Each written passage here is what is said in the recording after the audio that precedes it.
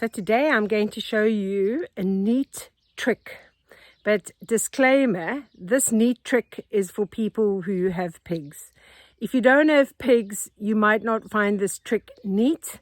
But you know what? You might still find it interesting. So keep watching to find out about the neat trick for pig farmers I'm going to show you.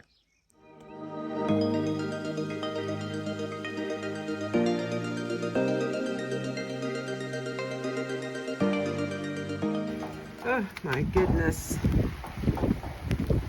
Whenever I plan to go and feed the pigs, the rain arrives. Pigs don't worry if it's pouring with raining. They want their food. I've been waiting for rain to stop, but it's not showing any signs of letting up. Picking up all these pruned and cut oak branches for next year's, well, for this year's winter, I suppose, for the end of the year when we start lighting fires again, is actually quite a daunting and overwhelming task because it's going to be a lot to pick up. But let me think about this as being exercise my stomach crunches. Not too sure where I'm going to move this all to. I was thinking to my wood pile near the house, but these leaves and whatever have to dry and fall off first. So I'm actually thinking of just putting it next to the dog kennel over there. Just move everything into a big pile over there. That's probably going to be the easiest. It'll be away from the house. I just need to clear that area so that I can actually drive down there again and that I can walk down there again. But yeah, first wheelbarrow. This is going to be much easier just to move all of this to this pile that I'm making here. So if I just move all of this across, those big branches can go down to my wood chopping area. But these branches, I'm just going to put at the foot of the tree over here. Sometimes when things are overwhelming, you just have to get stuck in. So I've managed to clear myself a path. And yeah, just putting it under the tree. But as you can see, it's about to rain again. So it's about time to go inside and have some breakfast. It's such a miserable rainy day today. I thought I will make some apple fritters. I've got some like apple puree / jam that I'm going to add into this. I've got 2 eggs in here. I'm going to put in a little bit of sugar, some flour. I'm not going to do measurements. I'm just going to throw in, I think. A little bit of sugar, some flour, and I'll put in some milk and the apple puree I've got, and some little bit of ginger and cinnamon. So for the interest of this video, I will actually record what I'm going to put in. I'm going to put in 2 tablespoons of sugar and 1 cup of flour and 3/4 cup of milk, and then I will be adding in the fruit and spices. So the 1 cup of flour is in. I'm using self-raising flour, so I don't need to put in baking powder. I've got 1/2 teaspoon of salt, 1/2 teaspoon of ginger, and 1 teaspoon of cinnamon. So I'm just going to mix this in with the egg, and I'm going to add in my 3/4 cup of milk. I'll add in probably half just to see the consistency. Mix this up and see if I need to add the other. So I've actually only added in 1/2 cup of milk because you don't want this to be too thin. You want, because you're making fritters, so it's got to be like that you can get dollops of it. And I'm still going to add in the apple. Okay, apple puree is in. I'm going to mix this all together. And then what I'll do is I'll put some butter in the frying pan, and then I'll fry them, and yeah, perfect afternoon tea. Today is my oldest daughter, Kerry's 40th birthday. So although she's far away, I'm making a sweet treat for her birthday, but I'll be eating it.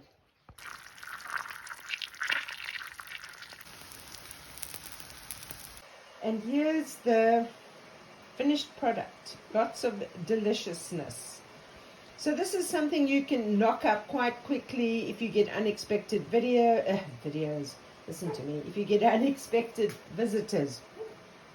So it's just basically 2 eggs, 2 tablespoons sugar, 1 cup of self-raising flour, or if you use normal all-purpose flour, you put in a teaspoon of baking powder, half a teaspoon salt, half a teaspoon ginger, teaspoon of cinnamon, and whatever fruit you're going to use. I used apples. You can use fresh apples. You don't have to use like apple puree. You can use canned fruit. Anything really. Sky's the limit. So I'm going to Nick for a birthday dinner tonight, and he's asked me to try and make a milk tart. So I've got my ingredients here. I'm going to be putting in a teaspoon of vanilla essence. I'm going to be putting in a cup of sugar, a cup of flour, some cinnamon, a whole liter of milk, and 4 eggs, which I am going to separate now, separate the yolk and the egg white. And I've got 30 mils of melted butter. I'm also, as a backup, because I must be honest, I haven't always had that much success making milk tarts. As a backup, I'm going to be making a peppermint crisp tart as well. But for all the mixing, I'm going to be using my amazing EB70 Bluetti to give me power. So Bluetti EB70 is switched on, and I'm now going to add the 1 cup of sugar into the melted butter, and I'm now going to put in a teaspoon of vanilla essence or extract, and then I'll be putting in the egg yolks, and that part I will then mix together. I'm also going to be putting in just a pinch of salt. So I've separated the yolks and the egg white.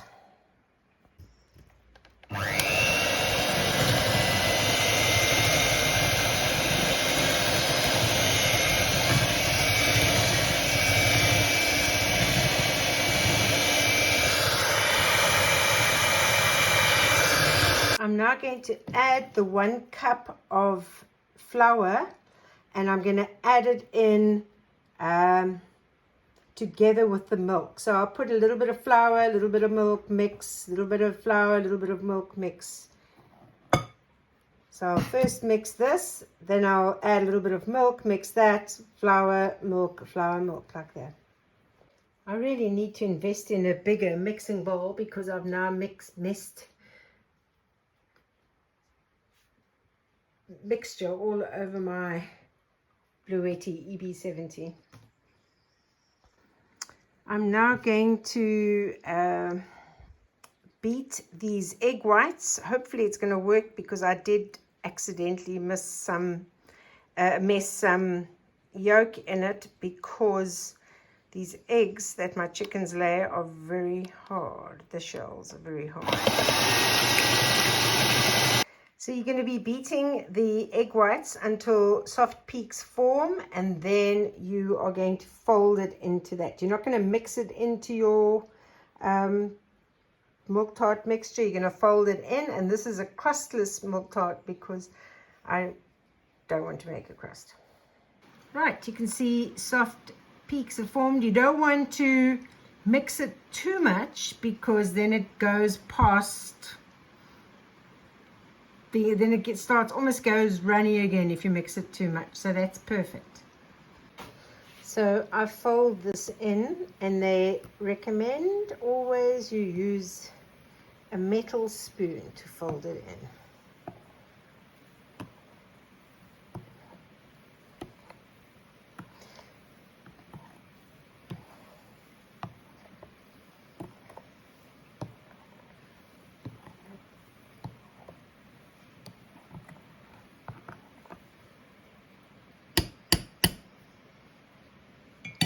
Right, I'm now going to pour this into my dish I've got ready. The next step is to take your cinnamon and sprinkle cinnamon on the top. I like cinnamon, so it's quite liberal what I'm doing here. Perfect. This is now going to go into a preheated oven. You don't want it at a high heat. It's 160 degrees centigrade Celsius. I'm not too sure what that is in Fahrenheit. And it's going to go in for about an hour in the oven. So fingers crossed, it's going to work. I didn't have a whole packet of biscuits. Usually you lay a whole, like the whole bottom covered in biscuits. So I've just crumbed up the biscuits.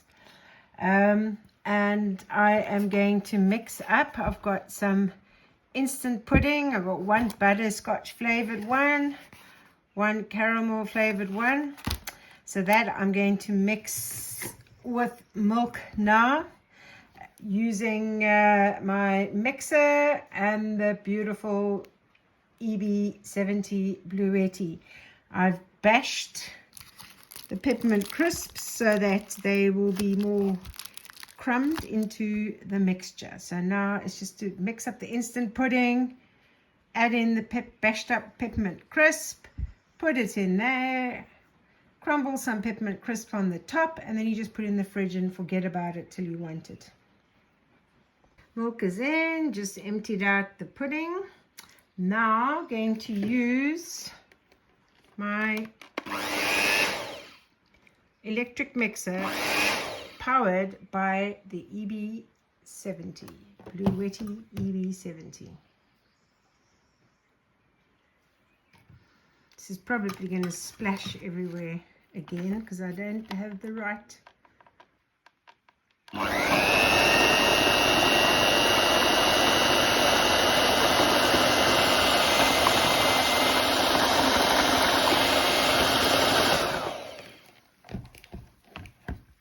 Not splashing too much, but I definitely need to invest in a deeper mixing bowl. All my mixing bowls, my deeper ones, seem to have been used for different building projects. So you can see it started to thicken. I'm now going to add in peppermint crisp. Peppermint crisp is in. Just going to fold this in.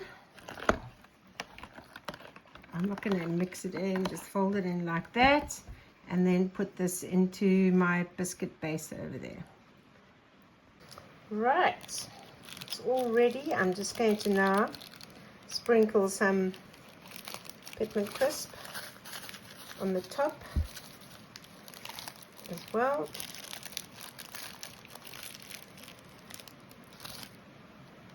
Done, and into the oven. Not the oven. The fridge. Oh my goodness, you wouldn't put this in the oven. It goes into the fridge. Thank you, Bluetti, for making off-grid cooking so much easier.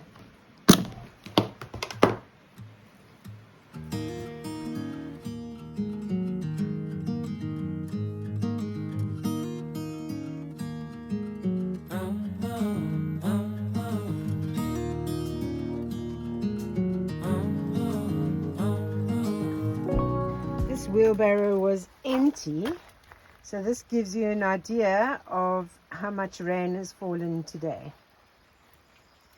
And you can see I've left that, I've got this in, so you can see how deep it is. Yeah.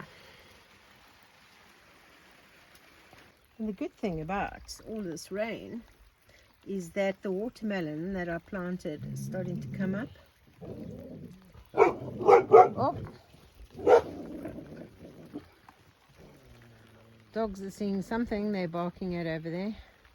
I've got Tandy off the leash today so that she can be inside because of all the rain. And I threw out some potato that were for peelings for composting, but you can see they're all growing here as well. Let me go and see what the dogs are barking at.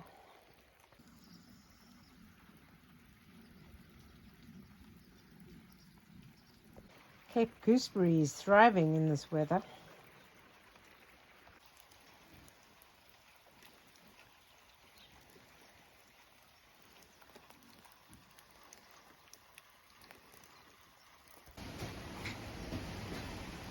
It's not normal, this one. Salad, I always get that. And he always gets the same kebab and chip. Kebab and chip. Look at this awesome elderflower champagne. Perfectly poured by Oh yes. Andrea. Me, yeah. I'm the post lady. Yes. You can get some. So I woke up to no power this morning. With all this rain we've had the last 2 weeks, I think the battery hasn't been charged, so I might try and run the generator. Just got home and it seems it can only be Juno because Tandy's tied up. Has knocked a bottle of wine out of the wine rack, and I'm not sure if I'm going to be able to get this red wine stain off my floor. Ah, what a pity. I don't know how she's done that. But, yeah. Can only be Juno.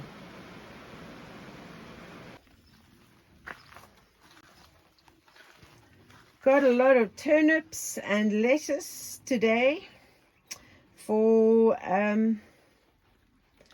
pig food.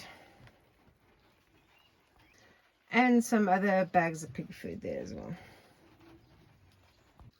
This Bluetti EV70 is an absolute lifesaver today. I'm working online starting at 4:30 this morning because it's for a school in Pakistan. And because of another day of rain, the battery is only sort of powering at this stage what I use during the day, and it's not lasting during the night. So I had no power this morning to run the modem or provide any lights. I've managed to run a little light over there now. Yeah, at least I've got power to be able to give this workshop today. So yesterday I bought some watermelon starts. My watermelon seeds I planted have started coming up, but these are a little bit further along, so I'm going to put these in these Vegega raised garden beds that I've got. So while my participants are having their lunch break, I'm going to do a little bit of gardening. So it's too early for me to have lunch break because of the time difference. So let's get started.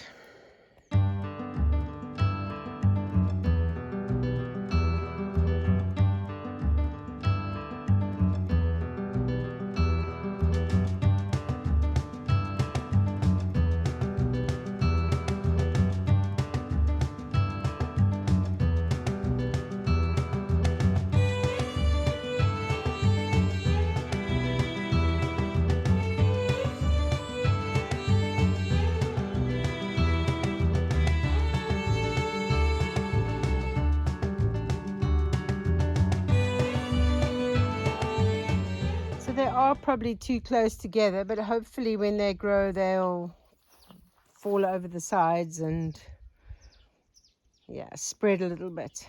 But this just seems to be the right weather to plant them now that they can get a good start, so that I can get some watermelon for the pigs. I am going to be planting some in some more starts inside the empty pig pens as well. So while these piglets are enjoying a delicious fresh lettuce, oh my goodness, just touched the electric fence. While they're enjoying delicious fresh lettuce, I'm going to show you a neat trick how you can guess.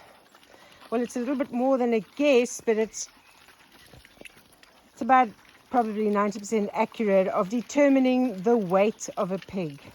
And so what you're going to need for that is obviously pen and paper and a tape measure.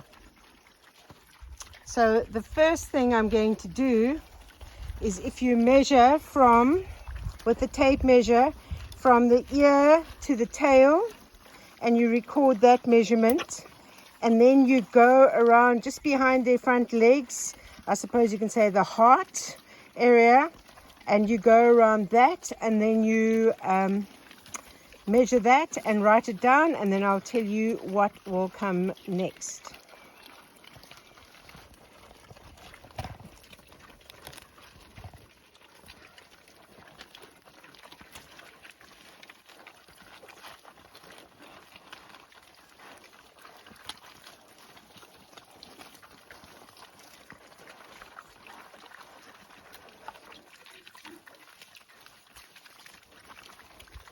Okay, so I'm going to have to change this. Actually, no, it is in inches. Yeah. Okay. No, it's only in centimeters, but I'll have to convert it. So if I look at caramel,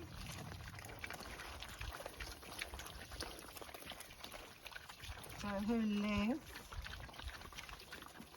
is 83 centimeters. I will change this all into inches, because to do this method, I need to know inches. Oh my goodness, you got the biggest part there, Caramel. Right. Now you go around this part, and she is 82. Oh my goodness, you're almost like a block. No, don't knock my camera over. What are you doing, Caramel? Right, so she was, I'm just going to put here the heart, 82 centimeters. And I'm going to do Sweetie Pie now.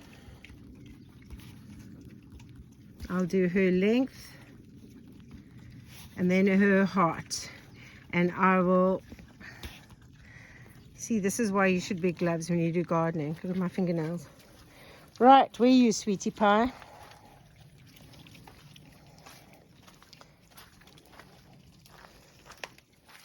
You're going to let me measure you without destroying the camera? Let's see. Let's have a look. So Sweetie Pie is from the ear to the tail. Sweetie Pie is 86. And if I go, oh, don't run away from me now. Come on, you like being scratched, okay? You like being scratched. She likes being scratched, just doesn't want to have anything going under her. Come on, you always like being scratched. Yes.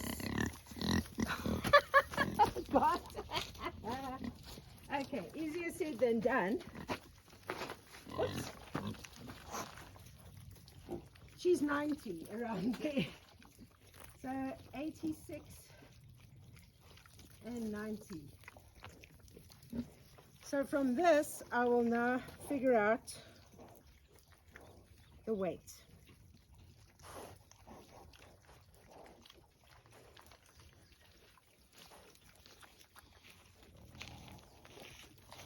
Are we going to do you as well?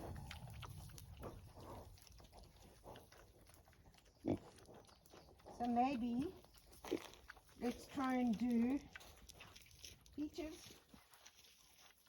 Peaches is going to run away. Oh, because they finished eating. Right, so here's Peaches over here. I'm going to do Peaches measurements now. So I just measured Peaches. Her length is 56. Her height is 71. So you can see some of them are a little bit chubbier than others. But I'm going to go and show you now how you use this data to calculate the weight of the pig. They're eating turnips now. They're absolutely loving it and demolishing it rapidly. Oh my goodness, you got a whole turnip. So I'm going to pinch some of the pig's turnips and I'm going to show you how to make Lebanese pickled turnip. It is so easy. You're not going to believe you've never done this before. This rain is so good for the plants. You can see these little watermelons are starting to come up that are planted.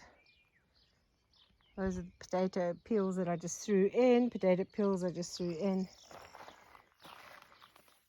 Yeah, these cabbages and the lettuce are coming along.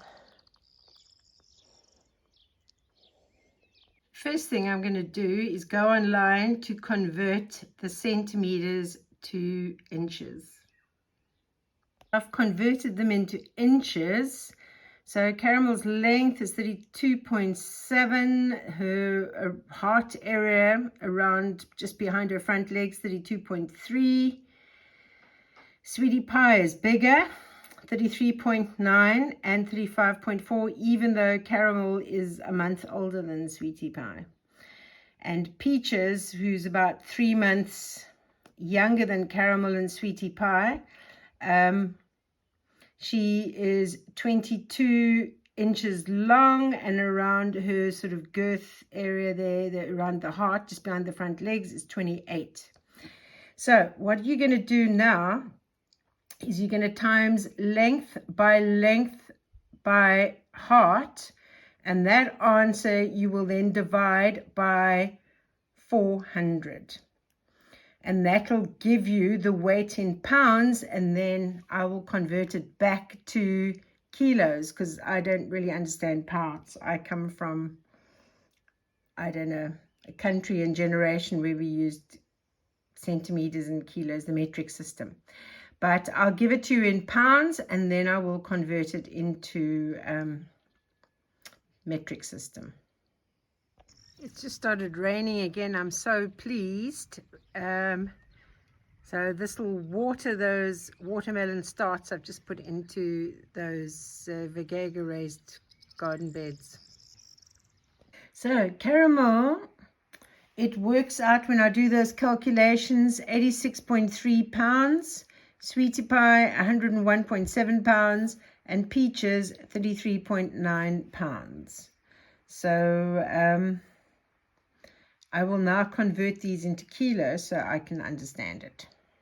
So using this neat trick, I've got Caramel is weighing about 39 kilos. Sweetie Pie is weighing about 46.1 kilos.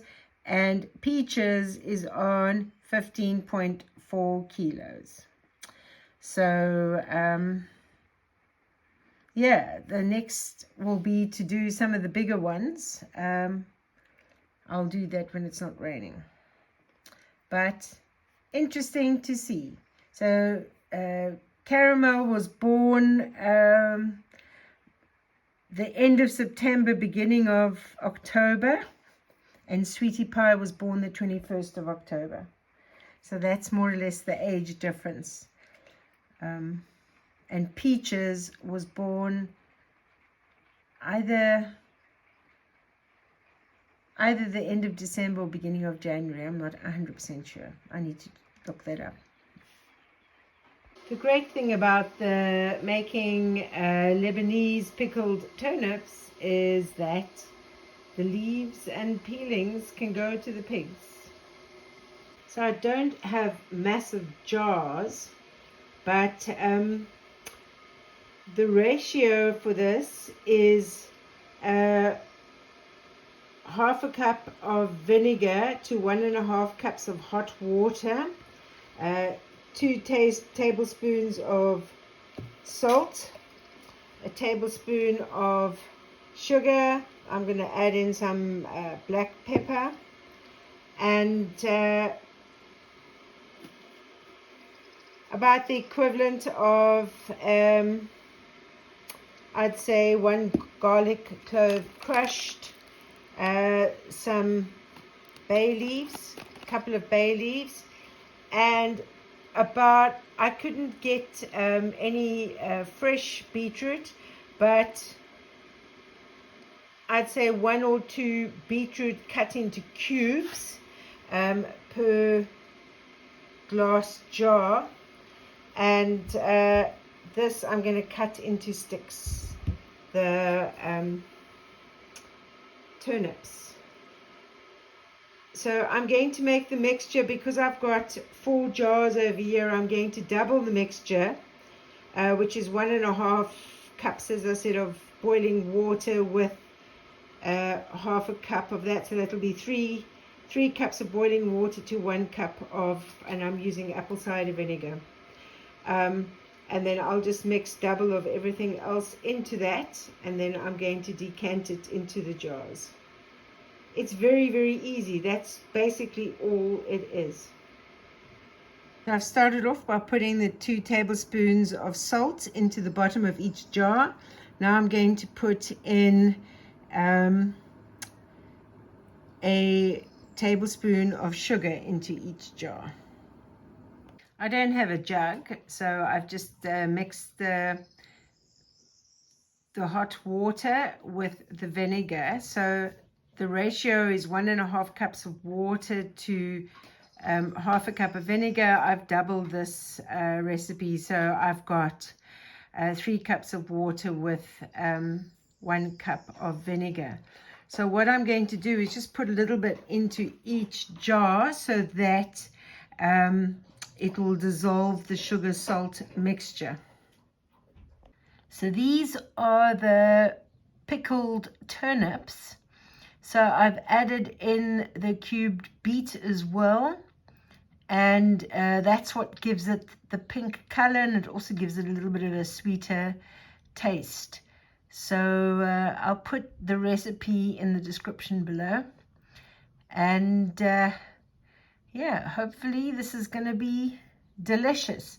So you let it stand for 5 days before you open it, but then you keep it in like a cool, dark place for the 5 days, and then you put it in the fridge, and yeah, it lasts a while in the fridge. So looking forward to my Lebanese pickled turnips. So hope you have enjoyed this video. If you can give a like, a thumbs up, comment below, subscribe if you haven't. It all helps the channel to grow. If you can share with your friends, that'll be even better. So if you're interested in this EB70, this Bluetti, the link for that is in the description below. So in the meantime, stay safe, stay sane, and I'll see you on the next video.